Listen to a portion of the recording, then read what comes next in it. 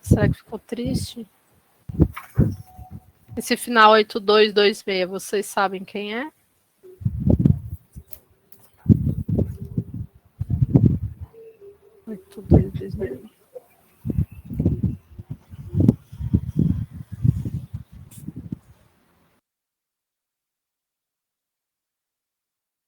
Ok. Let's go. I'm going to... Não sabem quem é, né? Sérgio Panissaua. Sérgio, ele não estava na última aula, né? Isso aí. Não, ele não está nessa turma. Não? Aliás, é que ele fez a seleção e não entrou no mestrado, então acho que ele não tem interesse em fazer isso. Mas Okay. ele deve ter se inscrito, né? É, provavelmente. Eu não tenho acesso ao Noava, quem está inscrito nesse módulo. Então, só mesmo a SGP. Então, eu não sei dizer quem está, quem não está. But yeah, let's go. I'm going to start the recording. Vou começar a gravar, ok? Então, vamos lá. Boa tarde. Hoje nós vamos dar continuidade à nossa temática da última aula, que era a importância da leitura e da compreensão textual quando nós vamos realizar a prova de proficiência. Vocês lembram mais ou menos sobre o que nós falamos? Que todo texto tem um tema, tem um padrão comunicativo, lembram? Vou voltar aqui os slides um pouquinho, para quem não lembra, recordar.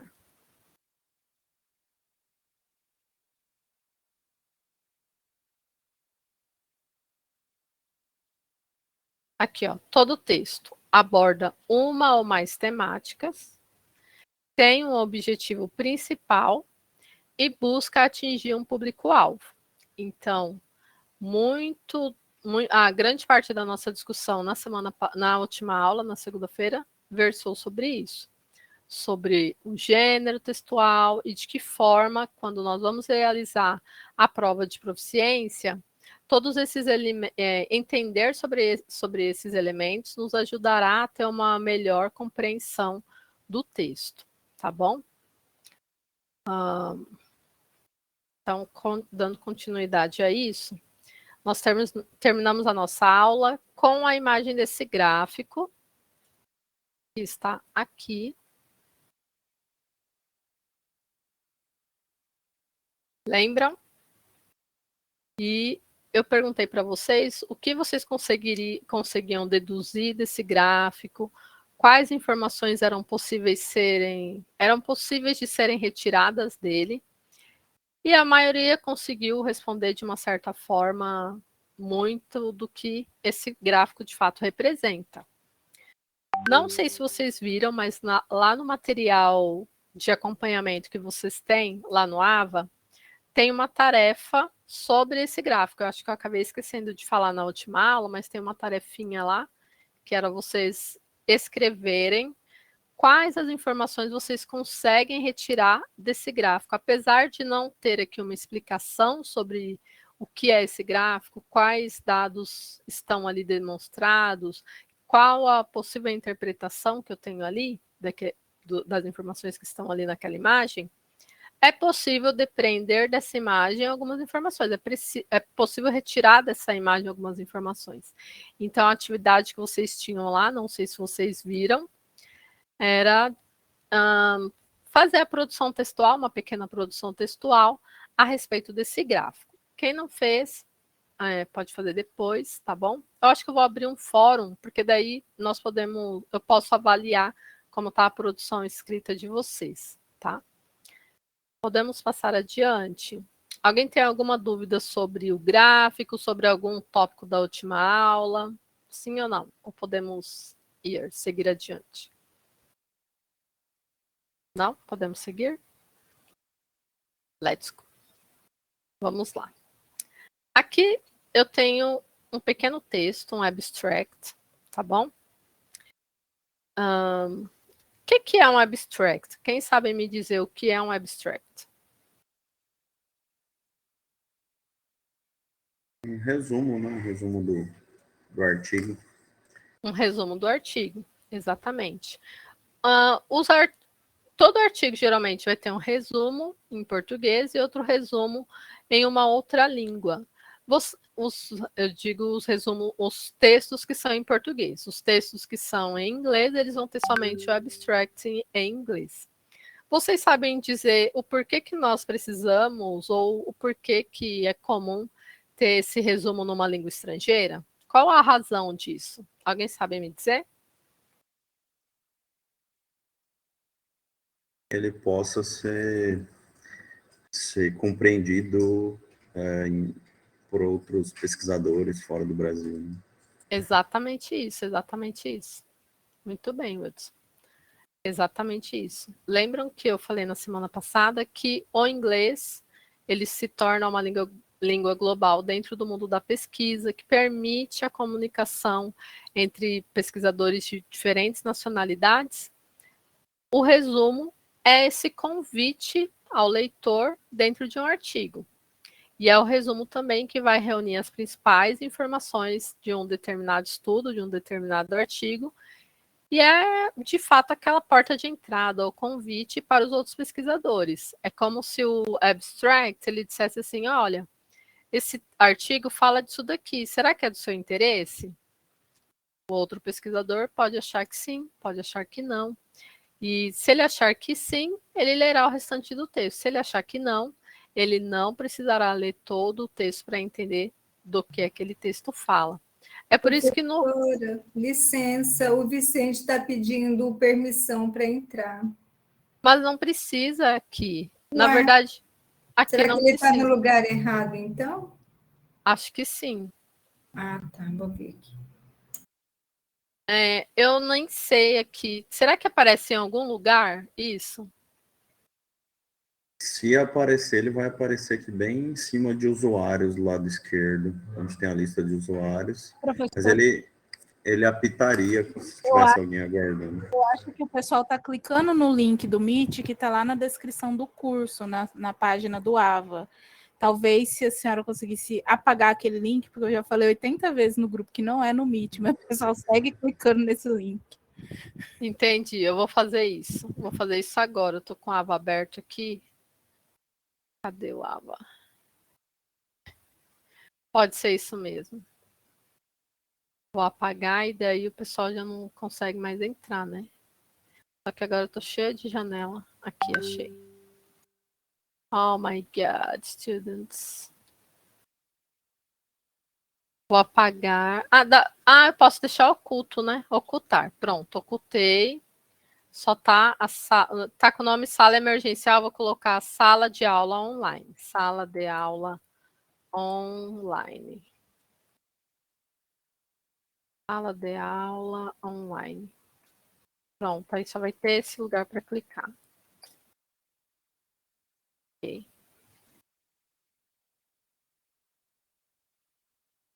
Gente, eu tô cheia de janela, cheia de aba. Eu não consigo acompanhar lá o WhatsApp, nem se alguém falar alguma coisa lá, aí vocês avisem aqui. Nossa, um monte de mensagem. Oh my God.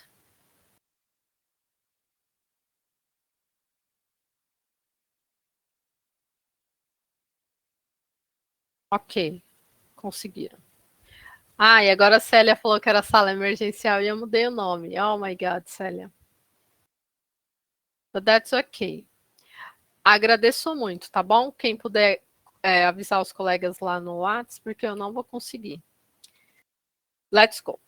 Então, o resumo, o abstract, é essa carta de entrada para os demais pesquisadores. Quando nós queremos buscar informações rápidas, breves, sobre o resultado de um determinado estudo, a metodologia, o que foi de fato realizado naquele estudo, eu posso ir lá no abstract. Um bom abstract trará essas informações. Na graduação, provavelmente muitos de vocês fizeram uma monografia. Na monografia, nós também temos o resumo. É muito comum as pessoas ignorarem a forma de se escrever esse resumo. O ideal é que esse resumo traga, de fato, uma descrição breve do que é que está sendo discutido naquele texto, de qual método foi utilizado, quais os resultados foram alcançados. O bom resumo, ele sempre trará essas informações para que facilite o trabalho do pesquisador quando ele está buscando artigos que relacionem ou monografias, teses, dissertações que se relacionem com aquilo que ele está discutindo de fato, tá? Tem alguém que estava lá com dificuldade, gente, e não conseguiu ainda? Só para ver se eu posso ir adiante. O Vicente já está aqui? Vicente está. Eu penso que todo mundo já entrou, ninguém disse mais nada. Ok, good. So, let's go on. Como que vocês... Na verdade, eu acabei falando, né? Eu acho que eu atropelei e falei que era um abstract. Mas vocês conseguem identificar no artigo rapidamente o que é o abstract dentro de um artigo? Conseguem, sim ou não?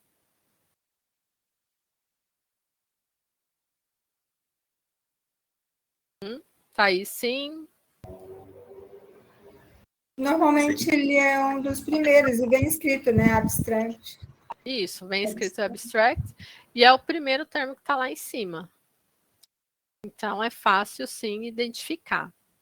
Como eu disse na outra aula, nós temos também outros tipos de textos acadêmicos, como, por exemplo, o ensaio, o resumo expandido.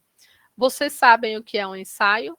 Sabem identificar, assim, olhar e, isso aqui é um ensaio. Isso aqui é um artigo científico. Esse daqui é um resumo expandido. Conseguem identificar com facilidade ou não? Não. Não? Ok.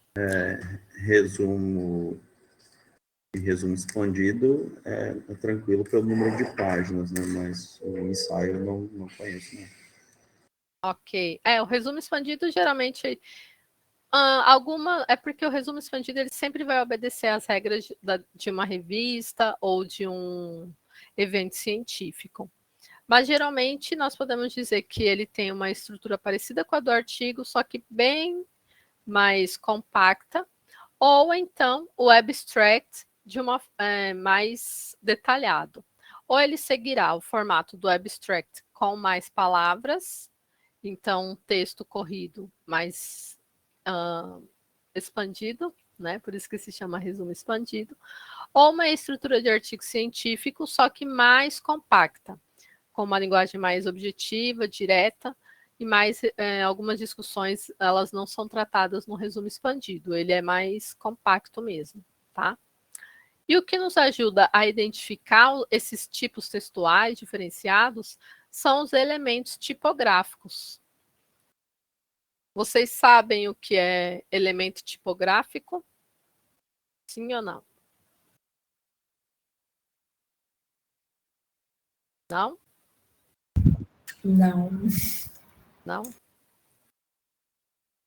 Quando eu abro esse slide aqui, eu tenho ali o número 3, tem uma imagem, padrões de organização textual do texto acadêmico. Vocês já sabem que, bom, quando eu tenho um slide como esse, é porque eu vou introduzir um novo assunto, certo? Vocês sabem disso exatamente porque esse formato de slide é como se fosse um título, uma capa para um outro assunto que segue adiante. Se a gente fosse entender que o item 3, padrões de organização textual do texto acadêmico, é um título, padrões de organização textual do texto acadêmico, é um título, que abre uma nova seção. Essa nova seção pode ser uma nova seção de uma sequência de slides, pode ser a nova seção dentro de um artigo científico. Isso daqui é um elemento tipográfico, o título, o número 3 ali, que pode ser que aqui dentro do meu slide é a seção dos slides, porque eu tive lá a introdução, aí a segunda parte que foram alguns temas da nossa última aula. Está fina, Eliette? Como assim? Eliette? Não entendi. A imagem aqui, essa imagem ela também é parte de um grupo de elementos tipográficos, tá bom? Vamos passar adiante, então. Observem essas duas imagens aqui. As duas imagens são de revistas, ok? Qual o assunto, o tema que vocês acham que é tratado nessas revistas? Essas revistas falam sobre o quê? Economia, né? Economia. Finanças, empresas. Finanças, empresas, a revista Exame e o Academic Journal of Academic Studies. São duas revistas que vão falar sobre finanças, sobre o mundo do mercado financeiro, sobre economia, sobre tudo isso, certo? Porém, o público-alvo delas é o mesmo? Vocês acham que a mesma pessoa que se interessa pela Exame também se interessa pela Academic Journal e vice-versa, apesar de o assunto ser o mesmo? Sim ou não?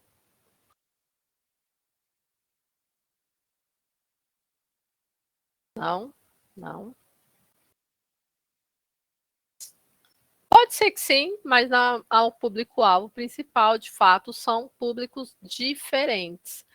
A revista Exame, ela é uma revista para um público mais comum, mais geral, pode ser eu, você, a minha vizinha, a pessoa que está lá na sala de espera do dentista.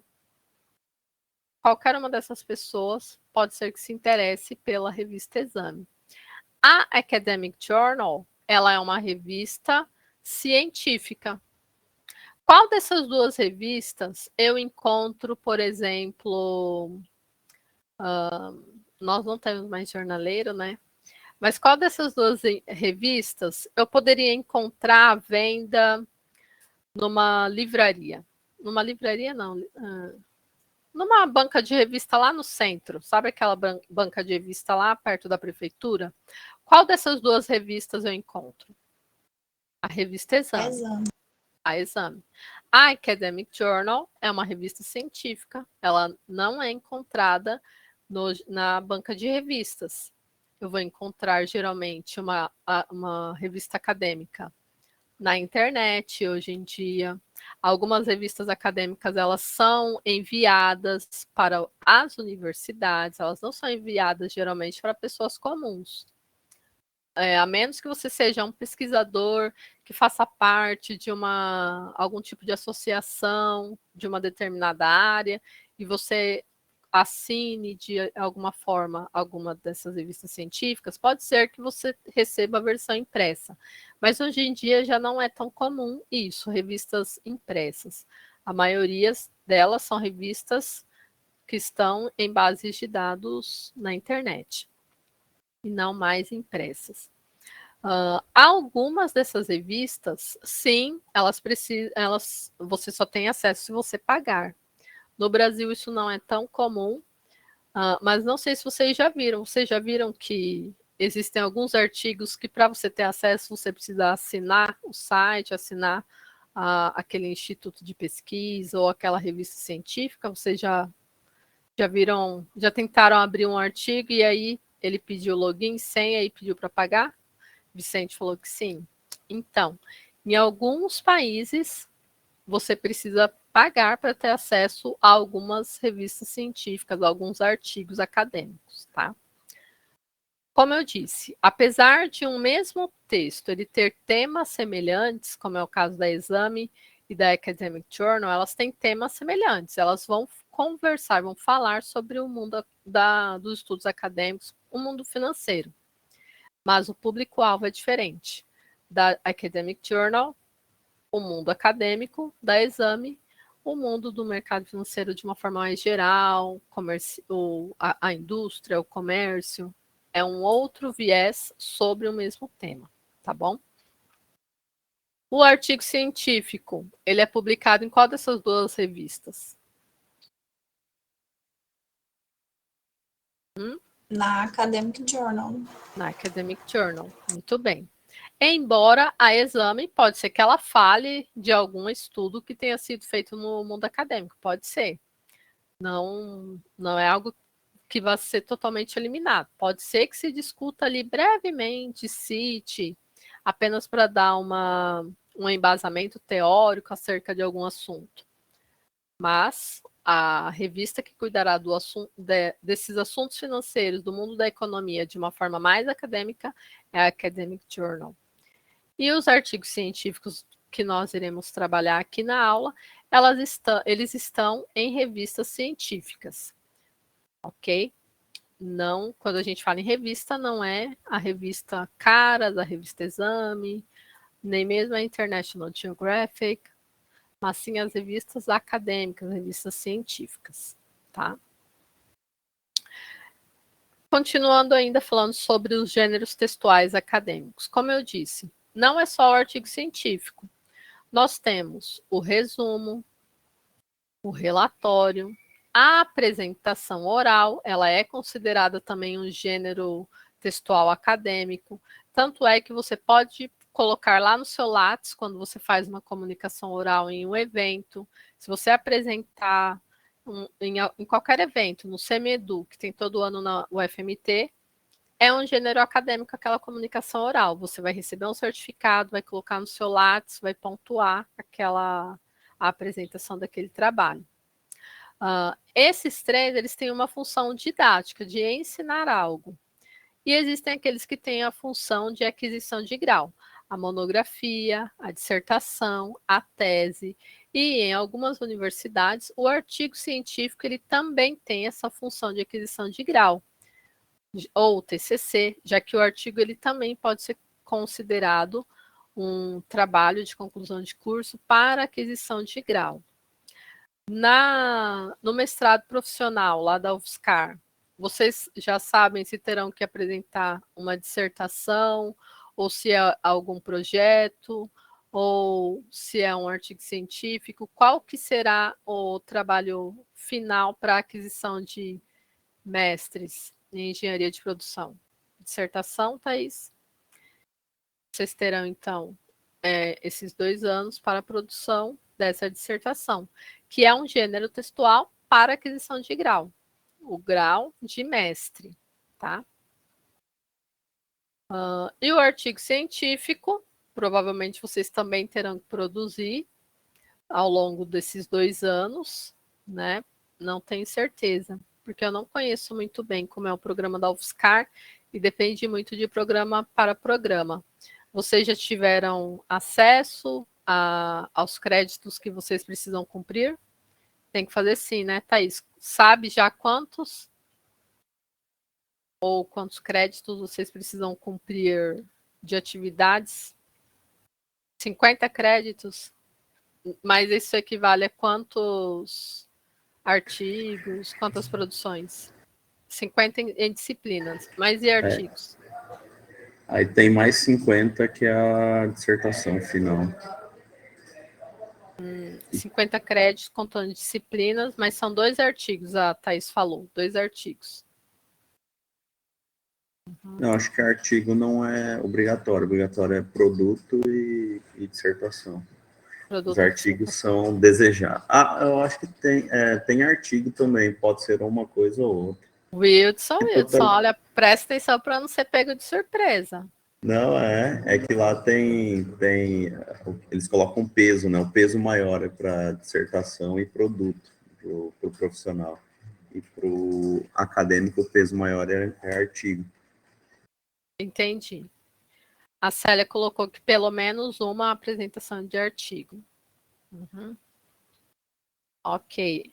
O meu mestrado ele não foi profissional, o meu doutorado também ele não é profissional, é acadêmico.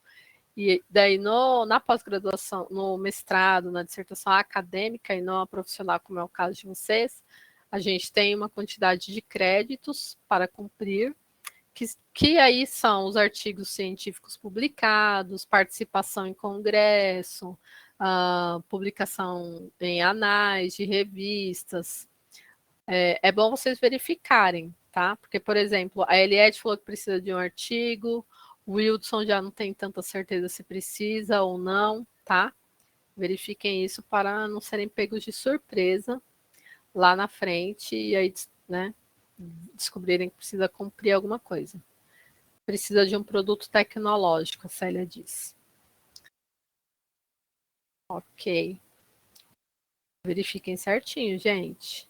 Porque, ó, 2 anos passa assim, rapidinho. Ou então, aqui nos textos que têm a função de divulgação, nós temos o artigo científico, o ensaio, o resumo expandido e a resenha.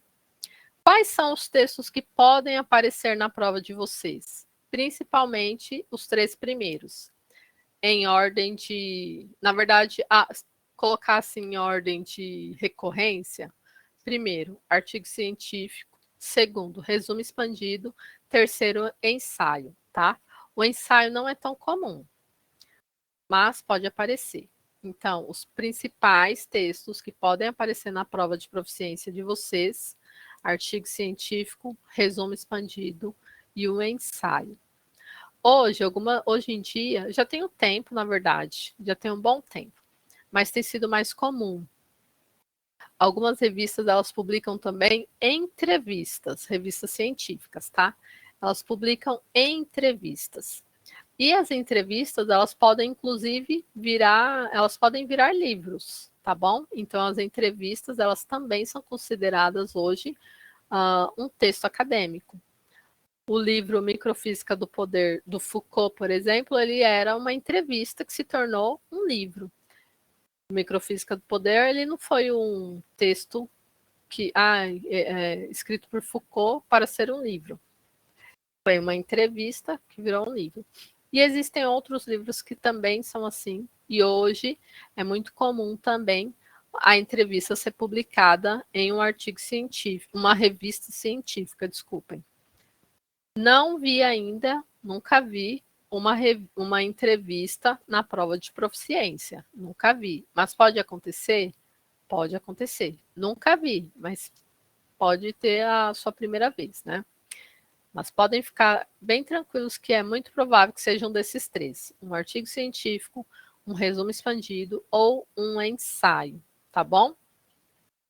Hoje nós vamos aprender como identificar esses textos a partir do formato deles, dos elementos tipográficos que os formam, tá? Antes da gente fazer... Aqui, olha só.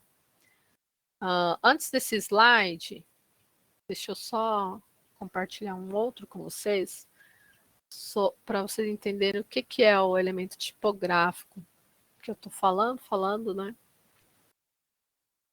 E eu nem sei se vocês sabem o que é elemento tipográfico, tá bom?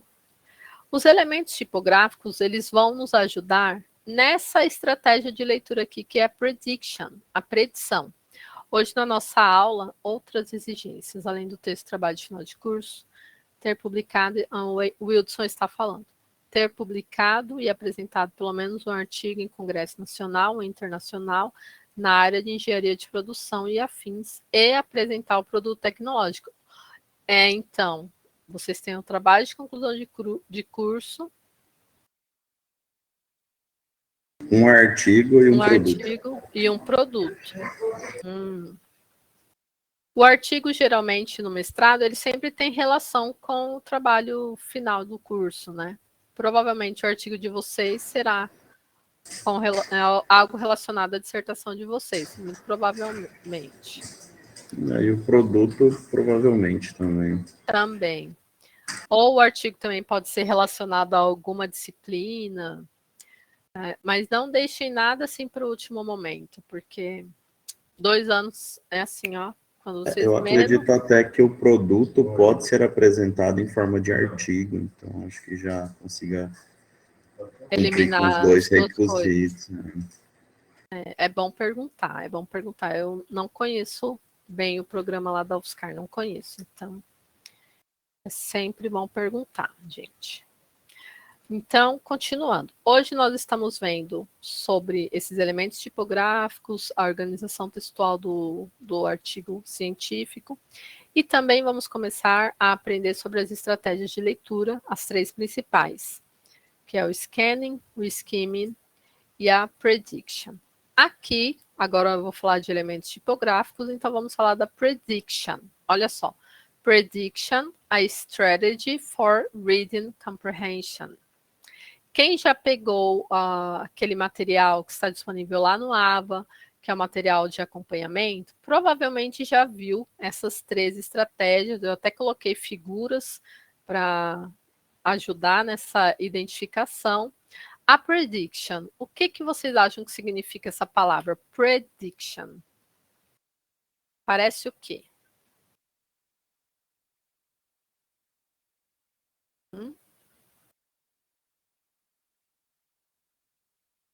Predição? Predição. Predição. Uhum. Todo mundo sabe o que é predição?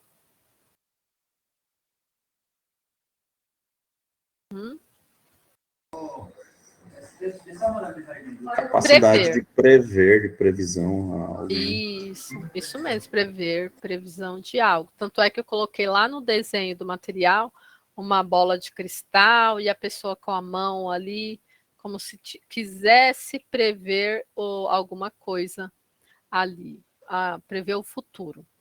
E a prediction, ela é uma estratégia de leitura também. Quando a gente entra em contato com o texto e tenta prever sobre o que é aquele texto, tá? Hoje, por exemplo, eu peguei Uber para vir para casa, para vir a tempo da aula de vocês. Queria ter chegado mais cedo em casa, não deu certo. Eu recebi um livro do motorista que era assim, O Último Convite. Eu não abri o livro, mas tentando exercitar essa estratégia da previsão. Depois eu vou confirmar com vocês. Vocês acham que é sobre o que esse livro que o motorista me deu? Pensando na situação de uma pessoa totalmente aleatória, que não me conhece, que tinha vários livros iguais lá no carro, e me deu um livro escrito O Último Convite, era um livro amarelo. Sobre o que vocês acham? Alguma coisa relacionada à religião? A religião, a espiritualidade. Antônio colocou ali espiritualidade, Maria falou evangélico, Mariana falou religião. Provavelmente, eu ainda não abri o livro, mas vocês conseguem prever isso, que é algo relacionado à religião, espiritualidade, porque vocês ativam o conhecimento prévio de vocês. Provavelmente vocês já receberam algum livro, algum panfleto, uma pequena bíblia, dessa forma também, de um modo aleatório, de uma pessoa que vocês não conhecem. Exatamente por vocês já terem vivenciado essa experiência, é que vocês conseguem prever que, bom, esse livro escrito O Último Convite provavelmente é sobre espiritualidade. Quando vocês fazem esse exercício, é um exercício de previsão. E com os textos em inglês, por incrível que pareça, ainda que muitos não dominem a língua inglesa, a todo momento nós também estamos fazendo previsões, mesmo alunos avançados. Eu, inclusive, acontece de muitas vezes eu entrar em contato com uma palavra que eu não conheço. Isso acontece mesmo em português. Pode ser que você leia um texto em português e tenha ali uma palavra que você não conhece. E tudo bem. Isso também acontece no inglês. E como que eu posso fazer para identificar o que é aquilo? Vou prever o que significa. Acho que deve ser isso. Olha, analiso o contexto, ativo o conhecimento prévio que eu tenho sobre aquele assunto e faço essa predição. Essa é uma estratégia de leitura e que vocês também vão utilizar a todo momento na hora da prova. Um dos elementos ali, um dos balõezinhos ali diz assim, ó, prever é adivinhar o que está por vir, e tal estratégia está presente em todo o processo de leitura. Um dos elementos que ajuda muito vocês a identificarem, a prever o tema de um texto, a ativar o conhecimento prévio, são os elementos tipográficos. O que são os elementos tipográficos? O título, o subtítulo, as imagens, as legendas das imagens, até mesmo a fonte. Sabiam que a fonte também é um elemento tipográfico? O tamanho da fonte, o espaçamento, todos esses elementos nos ajudam a prever. e nos ajudam a ativar as estratégias de leitura que nós já temos. Muitas vezes nós não sabemos os nomes, mas nós já utilizamos essas técnicas na nossa língua nativa, nossa língua mãe, que é o português. E nós também podemos utilizá-las no inglês, tá? Por que eu digo que vocês já sabem? Muitos aqui, acho que todos, né? Na graduação, estudaram metodologia científica, as normas da ABNT. Todas aquelas normas, elas têm um porquê de existir. E esse porquê não é deixar vocês estressados, também não é para o professor tirar nota de vocês quando vocês erravam alguma coisa ali das normas da ABNT. Não. Elas normatizam, as normas elas vão colocar dentro de uma norma a escrita para que as pessoas leiam de uma mesma forma aquele texto. Todo mundo que for ler aquele texto vai ativar as suas técnicas de leitura e provavelmente vão seguir um padrão de leitura. Por exemplo, a citação. Eu tenho a citação indireta e a citação direta. A citação direta, deixa eu perguntar, só para ver se vocês estão antenados, né? São pós-graduandos, mestrandos. A citação direta é aquela que eu vou colocar com um recuo, ou é aquela que eu coloco dentro do texto, ali dentro do parágrafo? A citação direta, qual que é? É aquela que vem... É aquela com recuo quando é mais de 3 linhas, né? Exatamente, Wilson, exatamente. Se eu tenho uma citação com mais de 3 linhas, ela não vem dentro do corpo do texto, ela vem ali de uma forma destacada. E e por que é importante saber disso para a prova de proficiência? Algumas vezes a pergunta vai deixar bem claro o que o autor fulano de tal fala sobre esse conceito, ou o que dizem os autores do texto sobre esse conceito. Se eu tenho lá uma citação que está com um recuo, aquelas palavras que estão ali são palavras dos autores do artigo científico? Sim ou não? A citação direta. Não, não é. Muito bem, Célia, não é. Tá? Aquela citação provavelmente é de um outro autor. Pode ser do mesmo autor? Sim, mas não é o pensamento dele, não é uma citação ali dentro daquele estudo. Ele pode citar ele mesmo em outro estudo, tá? Por exemplo, eu tenho um artigo científico, eu posso ter um artigo científico em que eu cito outro, tá? Vamos supor que esse artigo aqui seja meu, e eu tenho um outro artigo que eu também falo desse tema. Então, quando eu for citar aquele outro artigo, eu posso colocar ali uma citação direta. Só que aquela citação direta não é da discussão que está aqui nesse texto. É da discussão que foi feita lá naquele outro, tá? Embora sejam os mesmos autores. Então, na prova de vocês, quando perguntar qual o conceito de balinha de goma para os autores do texto? Aí você tem lá a balinha de goma aqui dentro do texto, e aí também tem lá, mas o Wildson diz que balinha de goma é. E aí tem a citação aqui do Wildson, tá? Se a pergunta é sobre os autores do texto, eu não vou colocar aqui a citação do Wildson. Eu vou colocar o que os autores disseram sobre a balinha de goma. Pode parecer uma coisa assim muito básica, muito, nunca vou errar isso, mas sim, pode acontecer, tá bom? Então, atente-se, fiquem bem atentos a isso. Quem foi que disse isso? Foram os autores do artigo ou foram os autores citados dentro do artigo? Quanto mais assim claro vocês deixarem isso na resposta, maior a chance do examinador verificar que vocês de fato entenderam, tá? Quando você coloca, por exemplo, conforme os autores tais e tais, e aí você coloca a resposta lá, o examinador vai de fato perceber que, aqui eu tenho alguém que entendeu mesmo, olha, ele realmente leu o texto, ele realmente conseguiu traduzir o texto, tá? É diferente, por exemplo, olha a diferença da resposta. Conforme o Wilson e a Kelly, a bala de goma é um doce muito semelhante à gelatina. Essa é uma resposta possível.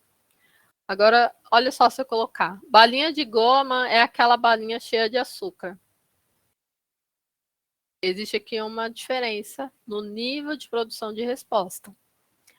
Certamente o Wilson e a Kelly, por exemplo, não, o Wilson e a Kelly não, a pessoa que respondeu a outra pergunta, falando, conforme o Wilson e Kelly, tananana, ela terá mais chance de obter uma nota maior, tá? Do que alguém que coloca uma resposta muito rasa, muito superficial. Voltando aqui aos elementos tipográficos. A Kelly colocou ali também, né, das aspas, a citação com as aspas dentro do parágrafo. Nós temos aqui uma atividade. Olhem aqui, observem essa imagem. Os elementos tipográficos, como eu disse, é o texto, é a imagem. Observando essa imagem aqui, qual é a reportagem principal dessa revista?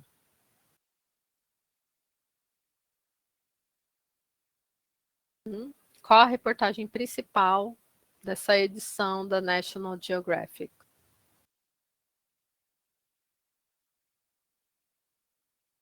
Sobre a guerra no Afeganistão. A guerra no Afeganistão. Muito bem. Célia, quais foram os elementos que você viu nessa capa que te disseram que é a guerra no Afeganistão? É mais pelo destaque aqui desse título, né? Exatamente isso, exatamente isso. Olha só a palavra que a Célia disse, o destaque no título, tá? Olha lá, along Afghanistan's war-torn frontier, ao longo da fronteira de guerra no Afeganistão. É a guerra no Afeganistão. Há um destaque ali naquele título, entre todos aqueles subtítulos, eu tenho ali um destaque, tá? A imagem também, a imagem de uma refugiada, de uma menina ali com o hijab, ok? Então, nós temos aqui elementos que vão nos dizer, vão nos ajudar a prever o que está dentro da revista.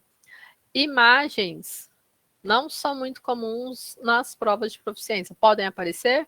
Sim, principalmente gráficos. Não, imagens também aparecem nas provas de biologia e de ciências. Mas nas provas de ciências humanas, não é tão comum. Pode aparecer? Pode. Então, lembre-se sempre de que se eu tenho ali uma imagem em destaque, existe um porquê daquela imagem estar ali. E os elementos tipográficos, eles também me ajudam a verificar o que tem destaque ali naquele texto e me ajudam a prever. Ok?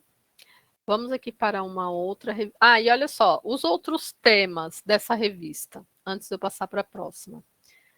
São todos sobre Afeganistão ou eles falam sobre outros temas? Que outros temas temos ali? Crianças mexicanas? Crianças mexicanas. Alguma coisa. Ali em cima, né? US-Mexican border. Ali, olha só. Não tem recém-nascido, não. Mas ali tá assim. Não tá com. Não, pode ser. Não tá com. Não sei. Ali diz assim, ó, fronteira dos Estados Unidos e México, a vida na linha, no caso, na fronteira. Essa edição é de 85. Quando você fala de criança, por que eu achei? Pode ser que sim, pode ser que não. Essa revista é de 85, e naquela época já existia essa questão da fronteira ali do México e dos Estados Unidos. A criança que agora tem uma problemática, né, de pais que levam as crianças para os Estados Unidos, e aí teve aquela questão no governo Trump com as crianças mexicanas, os imigrantes ilegais mexicanos, as crianças, é algo mais recente, assim, na mídia. Mas provavelmente sim, talvez ali na reportagem fosse falar de criança, mas não era a temática principal naquela época. Eu acho que associei com a imagem da menina da capa. Menina. Da mas menina acho que tem mais a ver com a guerra do Afeganistão. Sim. A menina é da guerra do Afeganistão. É que não dá para vocês verem, mas aqui, olha, o Thiago também, Thiago Ramires, ó, não sei se vocês estão vendo meu mouse, se estão, né? Aqui, ó, fala da menina, a imagem da menina. Fala assim, Haunted Eyes Tell of an Afghan Refugee's Fears, que em português é Olhos Assustados, falam de uma refugiada afegã, dos medos de uma refugiada afegã. Então, os olhos dela retratam o medo. Na verdade, é uma imagem tão impactante assim, né, que não parece medo, é mais um susto, não sei. Enfim. Mas não, gente, ali aquela outra reportagem sobre o México e Estados Unidos, pode ser que citem criança lá na reportagem, pode ser que sim, mas essa questão da criança imigrante é mais recente, tá bom? Sobretudo depois do governo Trump. Mas a revista é de 85 e naquela época ainda não tinha essa questão de deixar a criança aqui, deporta pai, ou deixa a criança presa em presídios de imigração ilegal, não tinha essas questões ainda. Agora olhem essa revista aqui. Sobre o que é essa revista? Falando sobre a pandemia do coronavírus, né? A pandemia, muito bem. Ali eu tenho diversas reportagens. Todas falam sobre a pandemia ou são como a outra revista que vão falar sobre temas diferentes? Elas estão falando de coisas diferentes, mas dentro da mesma área, né? Dentro dessa temática de vírus, de RNA, vacina, conspiração, teorias da conspiração. Exatamente isso, exatamente isso. Eu tenho ali diversas matérias e todas versam sobre o coronavírus. Como o Gevanil colocou ali, ó, como o Covid mudou o mundo. Esse é o título da revista, tá bom? Vamos ver aqui se alguém consegue traduzir. Deixa eu ver uma fácil. Aqui, olha só, onde está Conspiracy Theories Made Everything Harder. Quem consegue traduzir isso daqui? Teorias da conspiração fazem tudo mais difícil? Isso, teorias da conspiração fizeram tudo mais difícil. Olha só, lembram da aula passada que eu falei que no inglês o meu adjetivo ou o meu qualificador ele vem antes do substantivo? Então, ó, teorias, e aí antes dela que está o conspiracy. Teorias da conspiração. Então, eu vou lá na frente e aí eu volto, ó. Teorias da conspiração fizeram tudo mais difícil, tá? Esse R aqui a gente vai ver na semana que vem, quando a gente falar dos prefixos e sufixos. O ER é um sufixo que pode ser de comparação. Não somente, mas em muitos dos casos ele será de comparativo de superioridade. Então, hard é difícil, quando eu acrescento ER, mais difícil, tá? Vamos voltar aqui para o outro slide, para a gente verificar de que forma esses elementos tipográficos, por exemplo, aqui o título, tá? Como que vocês sabem que essa aqui é a reportagem principal? Porque nós temos um padrão de elementos tipográficos. Nós já sabemos que quando eu tenho um texto com uma palavra maior, com fontes maiores, negritado, eu tenho ali um título. Então, aqui eu tenho o que há de mais importante naquela matéria, tá? E vamos voltar aqui. E outra coisa, quando vocês verem um título não, uma imagem em um artigo acadêmico, não desvalorizem essa imagem, tá? Uma imagem em um artigo acadêmico, seja um gráfico, uma tabela, ela tem um porquê de estar ali. Ela não está ali só porque o pesquisador precisava entregar um texto de 15 páginas, e aí ele estava com 14 ali encostando, ele falou, vou pôr minha imagem aqui para ficar maior. Não, não é por isso, tá? Quem faz isso é só o estudante de graduação lá do 2º ano. Pesquisador, vocês agora que já são também mestrandos, não fazem mais isso, tá? Quando tiver uma imagem ali, ela tem uma razão de estar ali, um porquê de estar ali. E vocês, enquanto pessoas que vão fazer a prova de proficiência, não podem ignorar as imagens. Então, vamos lá. Olha só, aqui eu tenho um artigo científico, tá bom? Essa parte em rosa aqui, o que é isso daqui? Aqui onde está essa bolinha rosa. É o resumo, né? O resumo. Abstract. O abstract, muito bem. Aqui onde está essa bolinha azul. Aqui, ó, essa. Os autores, né? Os autores, exatamente. Olha aqui. Tá bem pequenininho, acho que não dá para vocês lerem, né? Os nomes dos autores, eles também podem estar indicados com um númerozinho assim sobrescrito ou uma letra.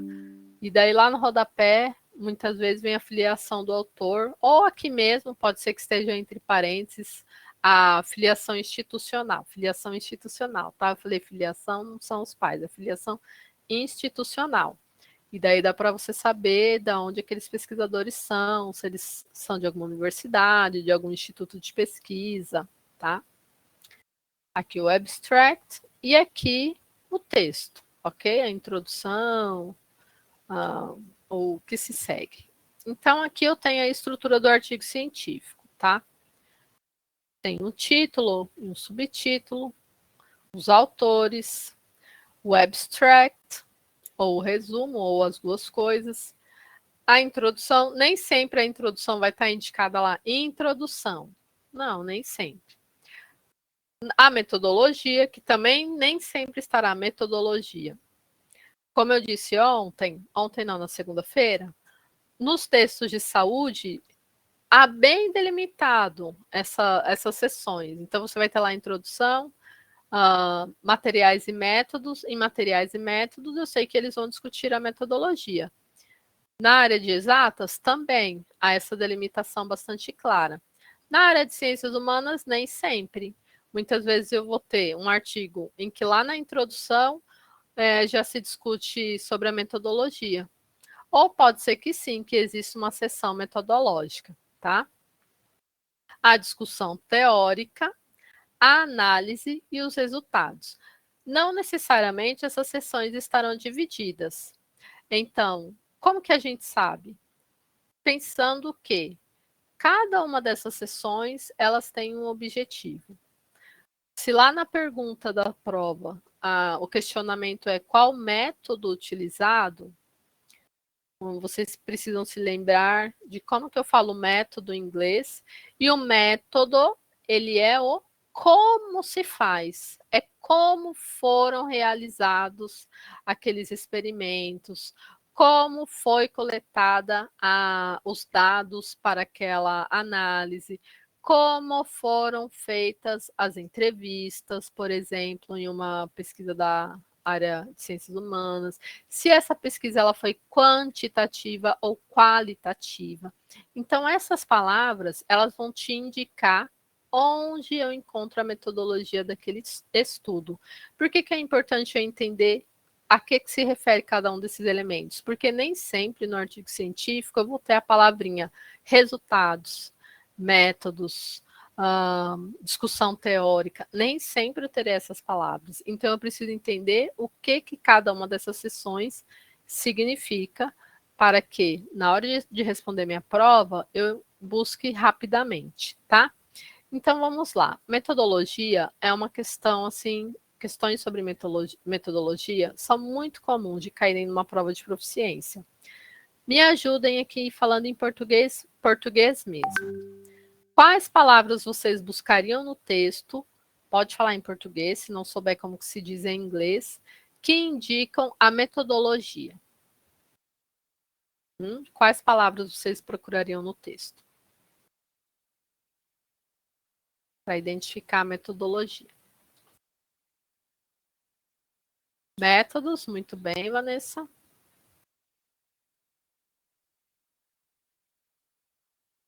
que mais?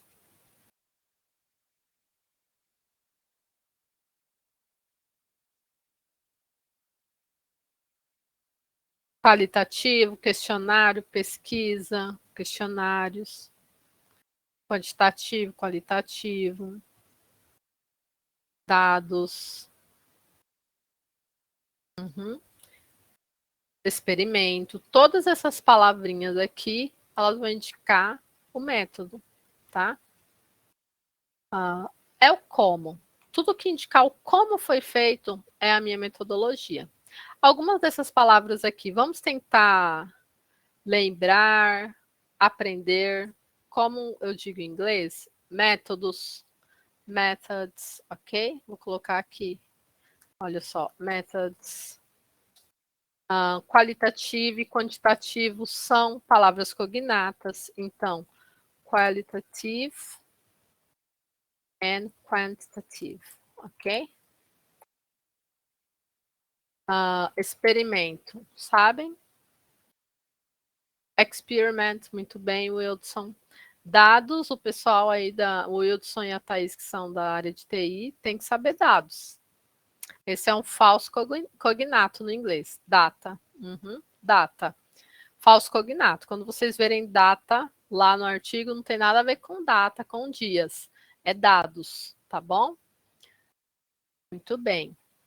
Questionário. Questionário? Não?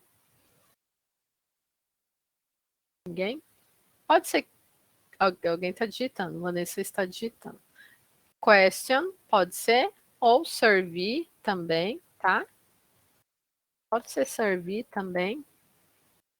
Questionary também pode ser, tá? Aqui no título desse texto. A case study of ivory species identification using a combination of morphological, gemological, and genetic methods. Ok? Se a pergunta fosse quais foram os métodos utilizados? Primeiro, não, calma. Vamos primeiro tentar traduzir aqui o comecinho do título. Ó. A case study. O que é? Um estudo de caso. Um estudo de caso. De identificação de espécies, usando a identificação de espécies, isso eu não sei o que é. Ivory. Marfim. Peixe? Não. Marfim, a pedra. É uma pedra, não, marfim. É? Eu já estava associando com cor. Não, não é uma animais de espécie clara, não. Então seria na pedra. Não é uma pedra. Eu acabei de ver aqui, ó. Marfim é um material que se obtém do osso. Dente do elefante. Isso. É o marfim, não é a cor. Estudo de ali, o Giovanni. Ali, Giovanni colocou estudo de caso da identificação de espécie marfim usando a combinação de morfologia e métodos genéticos. Quase, mas assim, tá bem perto. Então, olha só, estudo de caso estudo de caso da identificação. Lembra que eu falei que a gente vai lá e às vezes vem voltando? Aqui eu tenho um grupo nominal, que é Ivory Species Identification. Então, identificação das espécies de marfim. Então, estudo de caso da identificação das espécies de marfim, usando... ali o Wilson colocou o que é o marfim. Material branco, leitoso, translúcido, mais compacto que o osso, que forma a parte central de presas de animais. É o dente do elefante, isso. Usando, eu pergunto agora, usando a combinação de methods. E a minha pergunta tinha sido, quais os métodos que foram utilizados nesse estudo de caso? Método genético, gemológico, se eu não conheço, e morfológico. Exato. Então, aqui eu tenho uma combinação de métodos. No caso desse artigo, o próprio título já me indicou quais foram os métodos. Pode ser que se fosse uma prova, você precisasse explicar esses métodos. Aí você teria que verificar ali no abstract ou na seção metodológica para identificar, de fato, o que exatamente são esses métodos. Mas aqui eu já tenho alguns. Ó, combinação dos métodos genético, gemológico e morfológico, tá? Genético, gemológico e morfológico. Aqui, ó. Já tem a identificação dos métodos no título do artigo, tá bom? Aqui tá muito pequeno, não vou fazer vocês lerem isso, não. Tá? Vamos passar, que daí a gente já faz atividade em outra prova. Como eu disse, nós temos outros tipos de textos. Tem um ensaio. Nós veremos aqui um texto que foi com um ensaio, uma prova da UFMT que foi um ensaio. É um texto assim que no semestre passado, no curso de extensão, os alunos até não acreditaram que era mesmo um texto que tinha caído na prova de proficiência, e era. Era um texto que falava sobre poluição extraterrestre. No título do texto, acho que já era alguma coisa sobre isso. Poluição extraterrestre. Vocês conseguem imaginar o que é essa poluição extraterrestre? É o lixo eletrônico de satélites, corpos que são enviados para a atmosfera, que ficam circulando eternamente aí a superfície da Terra. Isso, é o lixo espacial, exatamente. O lixo espacial. E foi um tema que caiu. Vocês conseguem imaginar de qual área que era essa prova? Que área será que discutiria isso? Exatas? Não, não foi de exatas. Eu não sei. Não? Ele é de humanas também não. Última chance, gente. Ciências sociais também não. Meu Deus, olha, se eu tivesse prometido um bis, alguém acertava. Giovanni, última chance. Vamos lá, e Tiago? Estão digitando, vamos ver se eles acertam. Qual a pergunta? Qual área que discutiu sobre lixos, ciências biológicas? Vanessa acertou. Foi a área de ciências biológicas e agrárias. Eles discutiram sobre a questão do lixo espacial em um ensaio, Giovanni, em uma das provas. Foi a área de ciências biológicas e agrárias. Então, o ensaio ele também é possível de aparecer. E como que é um ensaio? Ele é um texto corrido, tá? Como se fosse uma redação, um texto argumentativo opinativo, em que o autor ele vai exprimir ali um pouco da sua percepção, do seu ponto de vista, sobre determinado tema de relevância teórico-científica, tá? Não é só um texto só sobre a opinião dele, mas ele vai discutir ali, apontando algumas reflexões e críticas sobre aquela temática. A resenha, vocês já devem ter feito resenha na faculdade, a combinação entre um resumo e algumas informações adicionais sobre um determinado texto, um determinado livro. Geralmente se fazem resenhas de livros, né? E o resumo expandido, como eu expliquei, ele pode ser, depende muito de como a revista solicita que seja feito o resumo expandido. Ele pode ser um abstract maior, tá? Então ele tem o formato de um abstract, só que com mais palavras, ou a revista também pode solicitar que ele tenha as divisões como de um artigo científico. Então, título, um pequeno abstract, os materiais e métodos, os resultados. Então, a gente pode chamar esse resumo expandido de um artigo mais compacto. Tá? Aqui, olha só, vou clicar aqui, acho que a gente vai ter acesso. Olha só, isso aqui, tá vendo? Aumentar bem. Aqui, olha, eu tenho um resumo expandido, que poderia cair na prova da UFMT. Acho que esse aqui foi de uma prova, nem lembro. Olha só, isso aqui é um resumo expandido, tá? Deixa eu ver se a gente clicar para visualizar o PDF. Ah, não vai. Ah lá, $25. Olha aqui. Olha o tamanho, olha os resultados, ó. Só isso aqui, tá vendo? A discussão também só um parágrafo. E pronto, acabou. Não é um artigo assim de 10, 15 páginas. Ele é bem mais compacto, tá? Aproveitando que já estamos aqui com ele aberto, sobre o que é esse texto, já ativando a estratégia de leitura da predição, sobre o que vocês acham que é?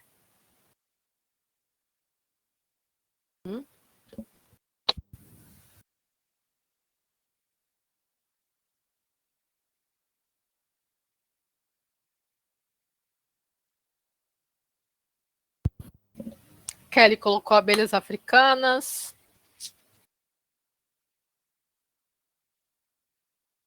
Em que lugar que essas abelhas africanas estão? Abelhas africanas em ambiente urbano. Isso bem, muito bem. Mel de abelhas africanas? Migração das abelhas africanas para a região urbana. Bom, aí quando o Gevanil fala de mel, ele fala de migração, já estamos adicionando elementos que não estão aqui no texto. Lembre-se de tomar um pouco de cuidado, tá? Quando o Gevanil fala mel, é porque honey ali é mel, tá?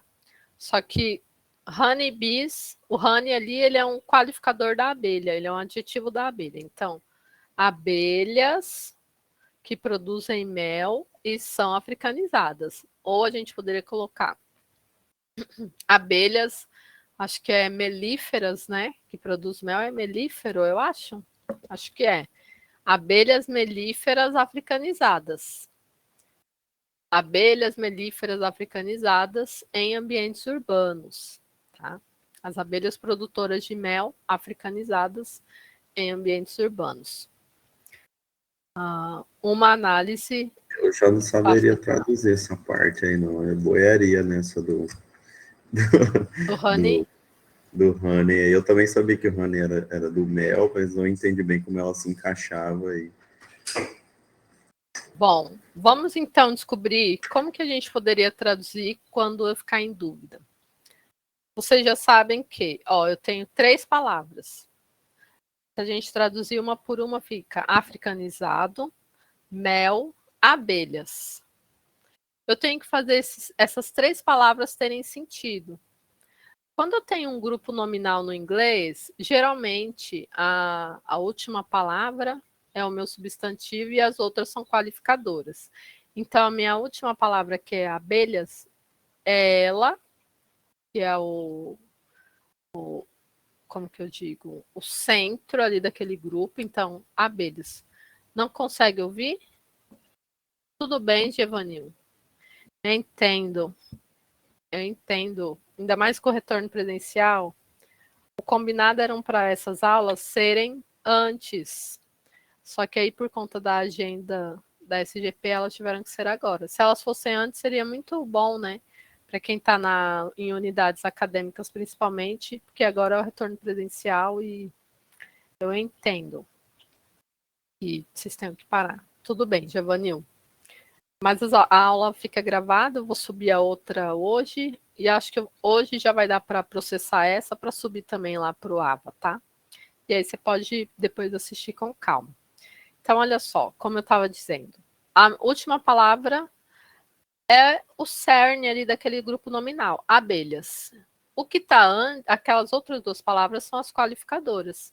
Então, abelhas, e eu tenho africanizadas e mel. Como que eu faço ter sentido? Então, as abelhas, como que mel vai qualificar a abelha? A abelha, ela pode ser produtora de mel. Ela pode ser melada, será? Mas não cabe. Uma abelha melada, se fosse um honey cake, um bolo um pão, honey bread, a gente não fala pão de mel assim, mas vamos supor que fosse honey bread. Um pão de mel. A abelha de mel não dá certo. Ela é o quê de mel? Ela é produtora, então. A abelha produtora de mel e que é africanizada. Provavelmente, alguém que é da área de biologia e que já tem estudado sobre abelhas, essa pessoa conseguirá identificar que uma abelha produtora de mel. Sinceramente, eu não sabia que existem abelhas que não produzem mel.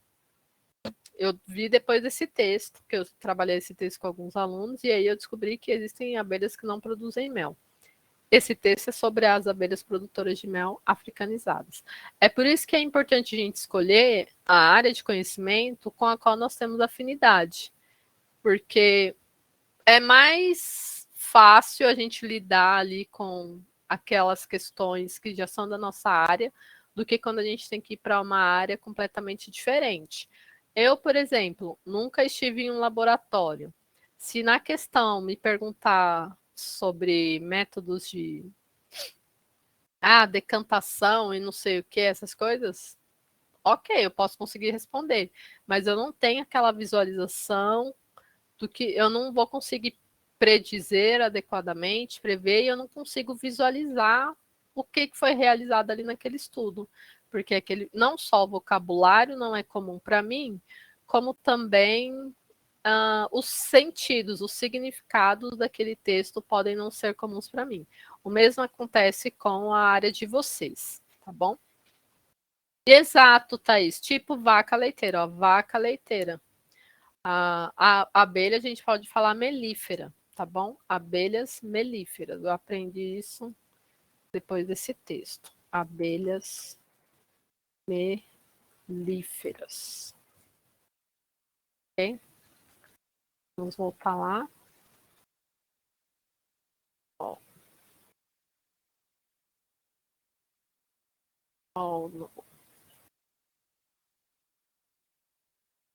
Nós estávamos, deixa eu ver.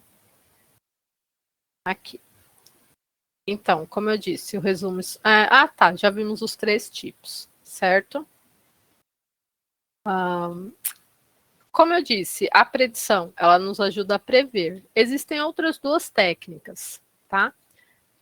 Que é o skimming e o scanning. Deixa eu abrir aqui para vocês o skimming e o scanning.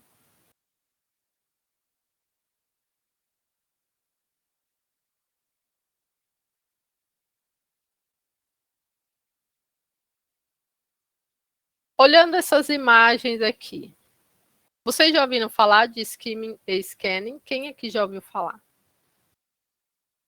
Quem saberia me dizer? Desculpa. Eu vi no material. Você deixa Viu no material?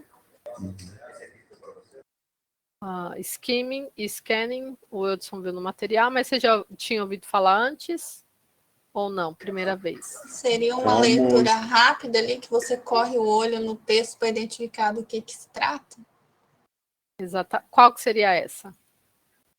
Eu acho que é o scanning, mas não tenho certeza. Mas eu já ouvi falar nesses termos. O scanning, você acha que é a leitura rápida? É, que tipo, você só corre o olho, apesar que o skimming parece ser pelo desenho do olho aqui no slide, né? Mas eu achei que era o scanning. A Maria de Fátima disse que viu no YouTube. E você, Wilson, você ia dizer, e aí no fim não disse. Então, eu ia deixar para os colegas aí falarem. Eu não me recordo também. Um é tipo leitura dinâmica, eu não estava até procurando aqui o slide para ver de novo. Mas um é tipo leitura dinâmica e o outro é tipo predição, em que você consegue, por uma parte, já antever o que ele vai abordar. Não me lembro bem. Eu só passei o olho nesse slide. Mas eu lembro do skimming e scanning. A Maria de Fátima disse... Ah, ela está lendo as cognatas. Tá. Olha só, o Garita. Scanning seria procurar uma informação específica. A Maria de Fátima, lendo pelas cognatas. E o Garita também viu pelo YouTube. Tá? O skimming, como vocês podem ver, tem um olhinho ali. E o scanning tem uma lupa. Tá? O skimming é aquela passada de olho, assim, sabe? Quando você dá aquela olhada, é o skimming. Com o scanning, é quando eu vou com a lupa. Vocês já devem ter visto, ou já devem... Quem aqui já fez ou já pensou em fazer isso? Colocar a mão assim, ó, lá na impressora, sabe? Quando você fecha ali o coisinha da impressora, da fotocopiadora, do scanner. Se você pôr a mão, você fecha, ele vai escanear a sua mão. O scanning, ele vem do scan. A mesma palavrinha que é lá do scanner, de escanear. Quando você precisa escanear um documento. Quando você pede para alguém, fulano, escaneia esse documento aqui para mim. Esse documento que será escaneado, ele será copiado em sua integridade. É ou não é? E quando eu tenho o scanner, quando eu vou colocar um documento no scanner, eu coloco ele lá. E aí passa uma luz, a luz vai ali, ó, correndo o documento todo, não é? Eu coloco aqui o documento e a luz vai passar aqui embaixo, olha, copiando todo aquele documento. Quem já fez essa experiência de pôr a mão lá, criança que gosta de fazer isso, adolescente também, já viu que aí a luz vai correr ali e fazer a cópia da mão. O scanner é exatamente isso, não é uma corrida rápida, uma passada rápida. É quando você vai com sua lupa ali, olha, analisando ponto a ponto do documento, tá? Apesar de o scanner, a gente pensar, mas não passa rápido, porque a máquina de scanner ele passa rápido, só que ele passa copiando tudo. Ele está ali, olha, copiando tudo, fazendo a cópia de tudo que está ali, fotografando, eu não sei bem o termo que vai utilizar, termo técnico, mas ele está ali copiando tudo, fazendo a cópia daquela imagem. E com o scanner, essa estratégia de leitura é essa que a gente vai com uma leitura mais focada, buscando elementos. É como você pegasse a sua lupa e fosse lá fazer essa leitura mais focada. E o skimming é a leitura rápida, tá bom? Quando você bate o olho e você já consegue identificar alguma coisa, tá? Vou disponibilizar esses slides, aí vocês podem... Olha só. Quando eu tenho uma compreensão da ideia central do texto, eu tenho uma leitura rápida, que é o skimming. E quando eu busco elementos ou algum tipo de informação mais detalhada, específica, eu utilizo a estratégia do scanning. Vocês não precisam decorar esses nomes. O que vocês precisam aprender é como fazer isso na prática, tá bom? Como que eu identifico de uma forma rápida a ideia central de um texto e como que eu vou buscar de forma mais focada alguns elementos, tá? Olha só. Seria tipo, no caso dos artigos, fazer primeiro o skimming do texto todo, ir para as questões e aí fazer o scanning do que cada questão tá pedindo? Sim, pode ser. Essa é uma estratégia, Wilson. Só que no skimming, essa leitura é essa passada rápida, tá? Na prova, vocês não têm a necessidade de ler o texto todo, tá bom? Pode parecer absurdo isso, mas é isso. Vocês não têm a necessidade de ir lá, ó, ler tudo que está no texto, tá? A gente vai aprender aqui nas aulas como que a gente faz essa prova sem ler o texto todo. Uma, por conta do tempo de prova, e duas, porque o importante ali na prova é vocês responderem as questões, tá? Aqui nesse texto, dando uma olhada rápida, sobre o que é esse texto? Quem sabe me dizer? Lembre que a gente já acabou de falar sobre elementos tipográficos, título, subtítulo, parararará. Sobre o que é esse texto? Ó, gente, a leitura rápida é assim, ó, pá, bate o olho e responde. Consumo de açúcar, Kelly. Muito bem, ó. Você pode olhar, tem consumo e açúcar. Você não precisa ficar buscando no texto, será que é isso mesmo? É aquela resposta que você dá, ó, pá, bateu o olho e respondeu. Depois você pode checar se você está certo. Para checar se você está certo, aí você utiliza a estratégia do scanning. A Giovanni já foi mais longe. Ó, média australiana de consumo de açúcar por dia. Exatamente isso. Muito bem. Muito bem. Aqui nesse texto estamos falando de consumo de açúcar. Agora, como que a gente faz o scanning? O scanning é aquela procura por elementos específicos. Sabe uma questão que é muito comum de aparecer na prova da UFMT? O que significa o número tal e tal?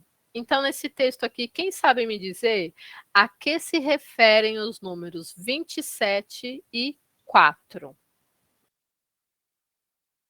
Vou dar um tempinho, tá bom? Olha só, vou dar um tempinho de 2 minutos para vocês escreverem aqui no chat de uma forma bem detalhada para já praticar essa produção textual. A pergunta é: a que se referem os números 27 e 4?